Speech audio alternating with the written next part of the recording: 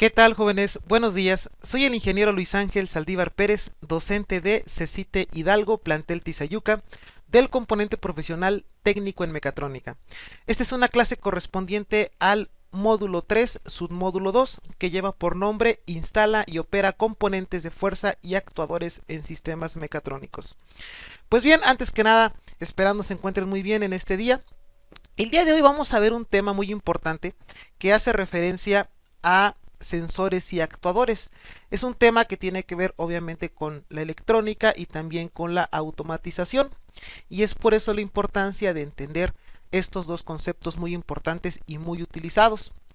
Entonces, pues bien, les voy a poner las diapositivas correspondientes al tema, repito, sensores y actuadores, para lo cual es importante entender qué es un sensor, la definición como tal de un sensor, donde pues nos dice que un sensor es un dispositivo capaz de detectar un cambio en el entorno, detectando magnitudes físicas o químicas y transformarlas en variables eléctricas. Estas magnitudes a detectar responden a alguna salida en el otro sistema, llamadas variables de instrumentación. Las variables de instrumentación pueden ser, por ejemplo, temperatura, distancia, aceleración, desplazamiento, presión, fuerza, torsión, humedad, movimiento, pH, etc. Y es que, por ejemplo, para poder entenderlo más simple, un sensor es un dispositivo eléctrico que nos permite detectar algo, algún cambio en el entorno, y dependiendo de qué tipo de sensor es el que estemos ocupando, pues va a detectar ese cambio. Por ejemplo, aquí nos ponen algunos ejemplos, ¿no?, de temperatura. Si por ejemplo ponemos un sensor de temperatura, pues va a detectar la temperatura del exterior y va a detectar esos pequeños cambios o variaciones que pueda haber, enviándonos a su vez una señal eléctrica que ya posteriormente nosotros vamos a interpretar para poder identificar dicho cambio de temperatura. Existen un sinfín de sensores.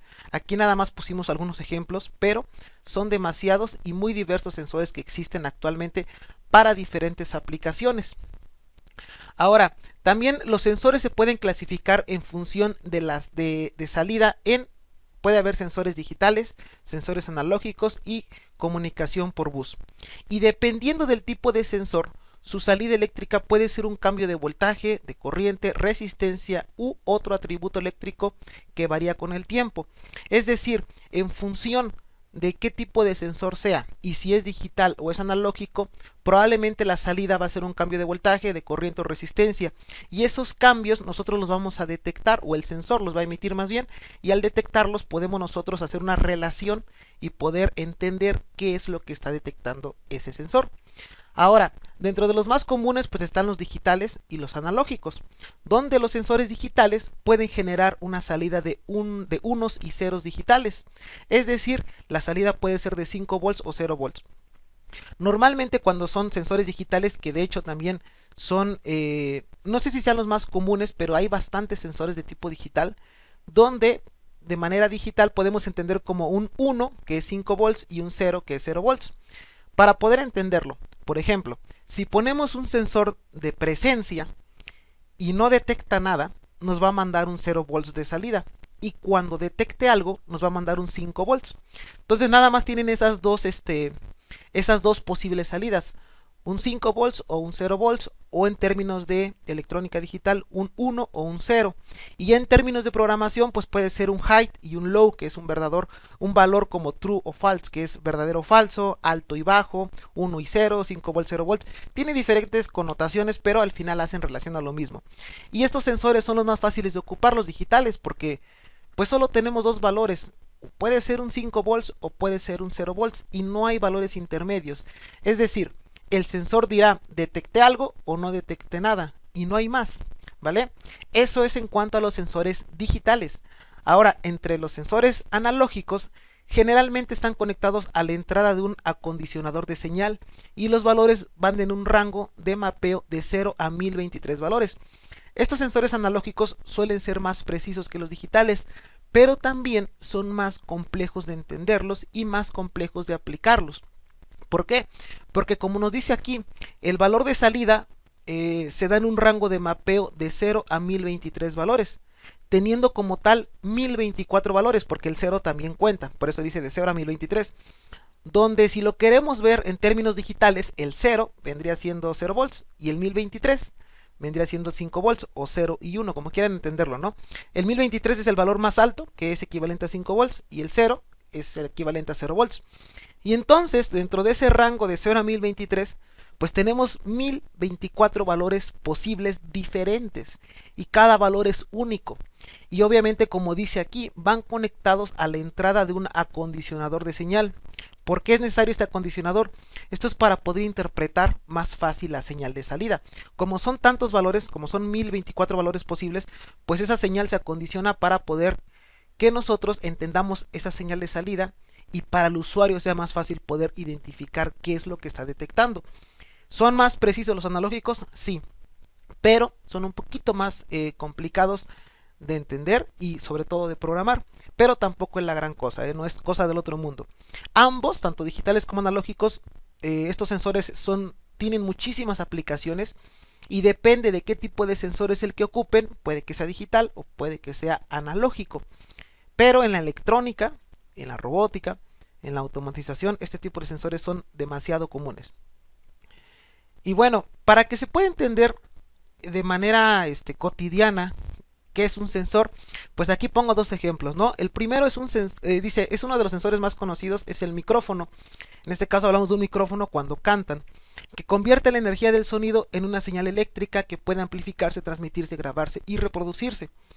Cuando nosotros ocupamos un micrófono y obviamente emitimos un sonido mediante la voz, pues el micrófono recoge esa señal audible y la transforma. Otro ejemplo muy común es el caso del termómetro de mercurio, no sé si lo llegaron a conocer. Estos termómetros pues básicamente lo que hacen es detectar la temperatura corporal de una persona y en función de la temperatura el mercurio va subiendo, en este caso pues por esta línea de donde está marcado o enumerado la temperatura, y a su vez nos permite detectar qué temperatura corporal tiene la persona que se lo puso. Ambos son instrumentos muy comunes y que creo que todos identificamos, pero es una forma muy simple de entender cómo funciona un sensor. Obviamente los sensores que vamos a aplicar en el submódulo y que van a ver durante su carrera, pues son sensores que emiten señales eléctricas. Estos no, pero de alguna u otra forma es una forma muy simple de poder entender cómo funciona un sensor. Ahora, ¿qué tipos de sensores existen? Pues bien, como les comentaba, hay demasiados, pero demasiadas y diferentes y diversos tipos de sensores que podemos encontrar. E incluso hasta para detectar, por ejemplo, no sé, temperatura, existen diferentes sensores. O sea, para detectar un cambio de temperatura no solo hay uno, hay diversos. Y de acuerdo a la aplicación, ustedes elegirán cuál se adecua mejor a su prototipo, a su proyecto. Por mencionar algunos, tenemos aquí sensores de temperatura, presencia, color, humedad, ópticos, velocidad, sonidos magnéticos, de contacto, etcétera. Porque hay tantos que de verdad es muy complicado poder definir con un número exacto cuántos sensores hay. Pero lo que sí es un hecho y les puedo decir es que ya básicamente existen sensores para detectar todo. O sea, son cosas muy específicas donde no existen sensores, pero la mayoría de las cosas que nosotros querramos sensar, detectar, analizar, pues ya los sensores ya existen. Únicamente hay que programarlos, hay que identificar si es un sensor de tipo analógico o digital para poder interpretar sus valores de salida, ¿vale? Y también es importante saber si su valor de salida es un cambio de voltaje, un cambio de corriente o un cambio de resistencia, como lo veíamos aquí anteriormente. Y es por eso la importancia de analizar el sensor que vamos a ocupar para poder interpretar pues sus valores de salida. Aquí, por ejemplo, está una imagen donde pues hay un buen de sensores aquí. Digamos que los más principales, no son todos. Vemos ahí un sensor infrarrojo, un sensor de humedad, un sensor ultrasónico, sensor de gas, sensor de color, de temperatura. Bueno, bastantes diferentes sensores. Por mencionar aquí algunos que son los más comunes, ¿vale? Entonces, bueno, pues ese sería el tema relacionado a sensores. Y ahora vamos a ver qué es un actuador. Porque tanto un sensor como un actuador se ven como temas independientes, pero a la vez se complementan. Entonces, en este caso del actuador, la definición nos dice que es un componente que emplea la energía recibida para activar el funcionamiento de un proceso automatizado. El actuador puede realizar su función gracias a la información que recibe de las unidades de control. En función de esta, se genera un orden de actuación que puede ser hidráulica, neumática, eléctrica o automática. Un actuador básicamente es algo que se activa, es un mecanismo, como dice aquí, puede ser hidráulico, neumático, mecánico, automática, puede ser algo que se activa en función de la respuesta o de un estímulo. Normalmente los sensores y los actuadores van relacionados. ¿Por qué? Si nosotros entendemos que, por ejemplo, si un sensor detecta algo, que cuando detecte ese algo active otra cosa, pues lo que va a activar va a ser el actuador. Entonces depende del sensor lo que detecte y de la señal que emita, el actuador va a responder activando algo. Puede ser un mecanismo, puede ser una válvula, puede ser muchas diferentes y muy variadas tipos de actuadores. Entonces el actuador siempre va a actuar en función de un estímulo o de una entrada o de un input, que básicamente pues es una entrada en español. Ahora, dentro de los actuadores existen dos grandes áreas, que son los lineales y los giratorios. Los actuadores de tipo lineal convierten la energía en movimiento lineal recto. Esto sirve para empujar o tirar. Es decir, un actuador lineal podría ser, por ejemplo, lo más fácil de entender, pues es un cilindro, ¿no?, que se activa, sale el vástago y empuja algo. Esos son los lineales. Los giratorios convierten la energía en movimiento balanceados y se utilizan en válvulas de mariposa o de bola. Es un mecanismo totalmente diferente al lineal, pero también muy ocupados. Ahora, dentro de los actuadores, pues digo, hay varios, los vamos a ver aquí. El primero es el actuador mecánico. Trabajan mediante la conversión de un tipo de movimiento, rotativo o lineal. Combinan distintos componentes para operar, como engranes, poleas, cadenas, resortes, rieles, entre otros.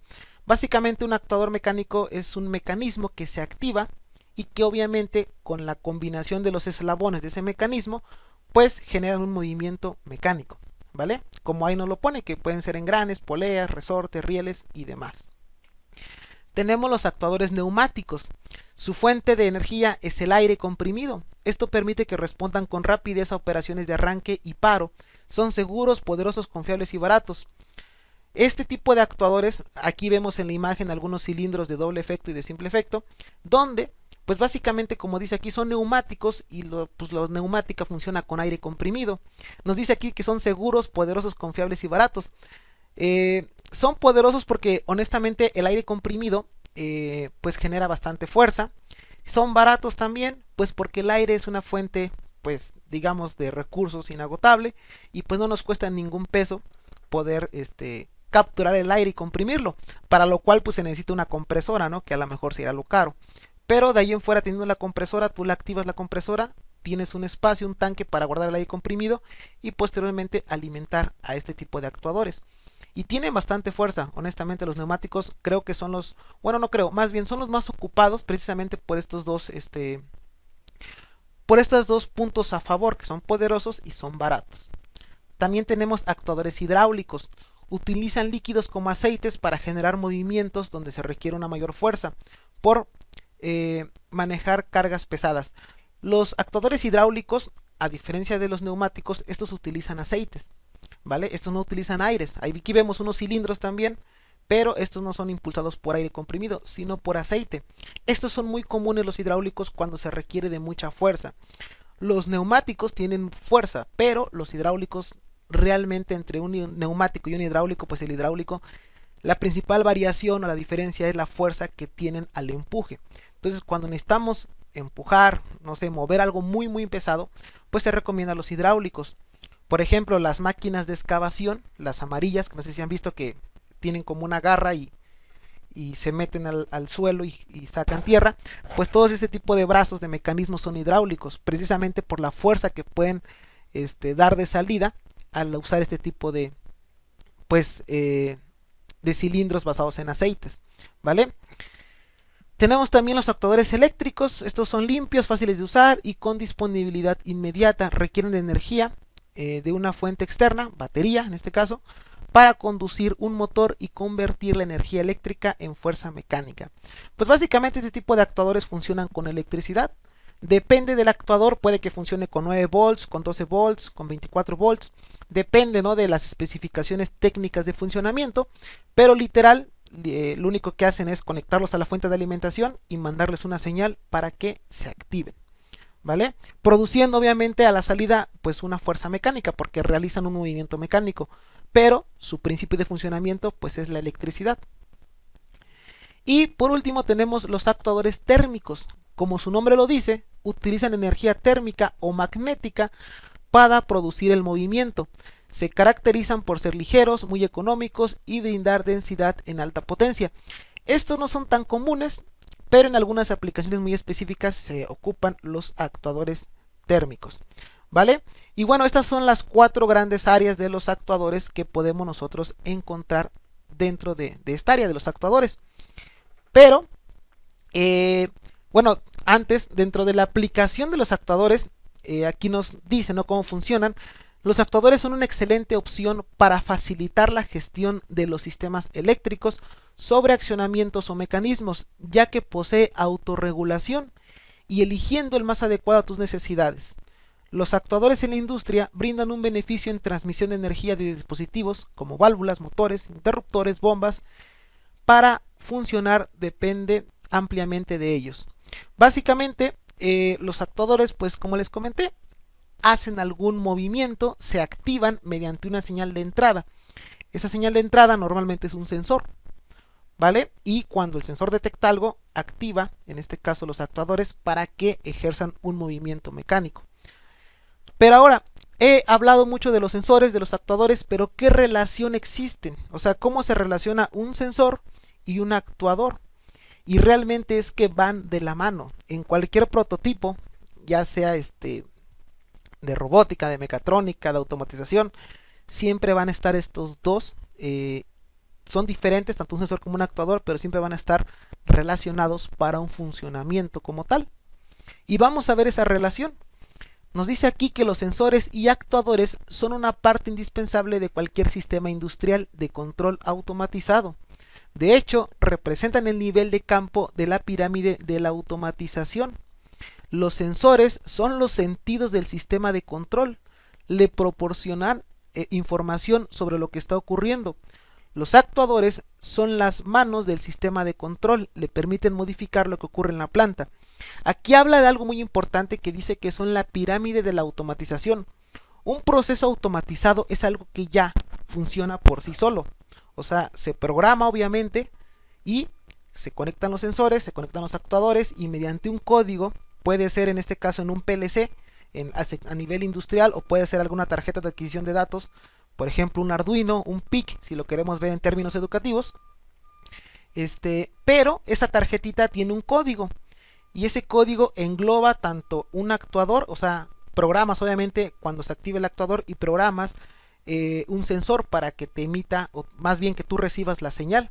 Entonces, cuando un sensor, vamos a suponer un ejemplo, que tengo un sensor de presencia y cuando ese sensor de presencia detecte que frente del sensor hay una presencia, obviamente cuando la detecta, esa señal va a ser procesada por la tarjeta de control de datos y a su vez va a emitir una señal para, por ejemplo, vamos a suponer que cuando detecte algo, active un motor, ¿vale?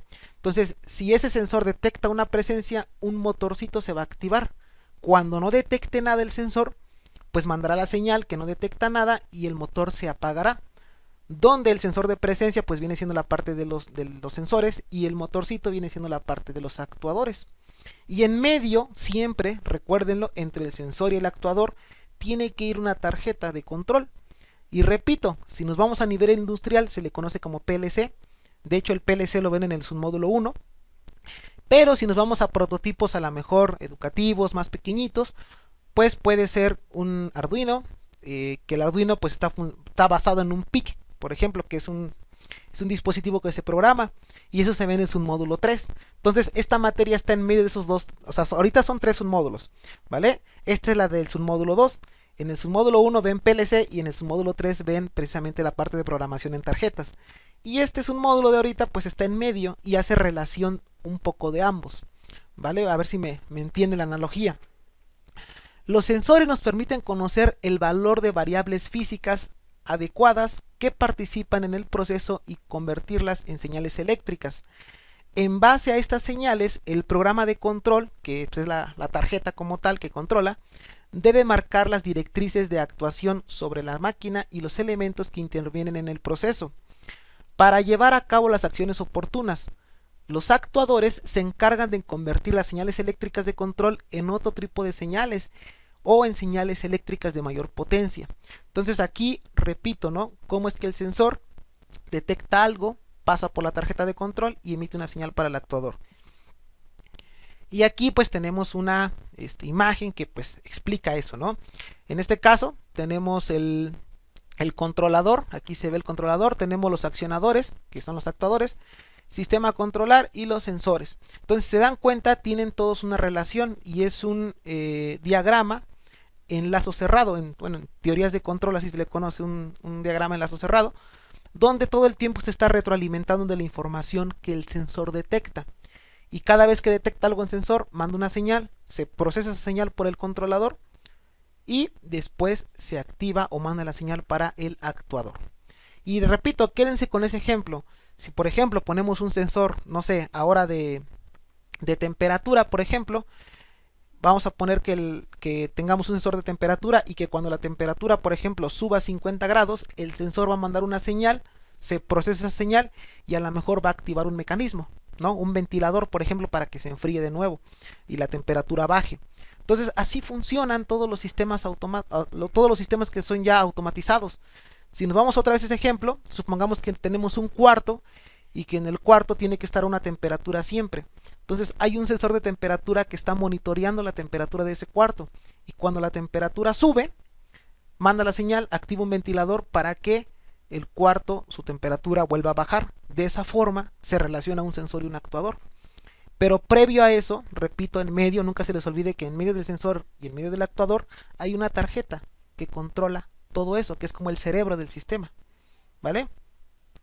Pues bien, de mi parte ha sido todo. Espero hayan entendido esta parte de qué es un sensor, qué es un actuador y cómo se relacionan, así como sus diversas aplicaciones y diferentes sensores y diferentes actuadores que existen hoy en día.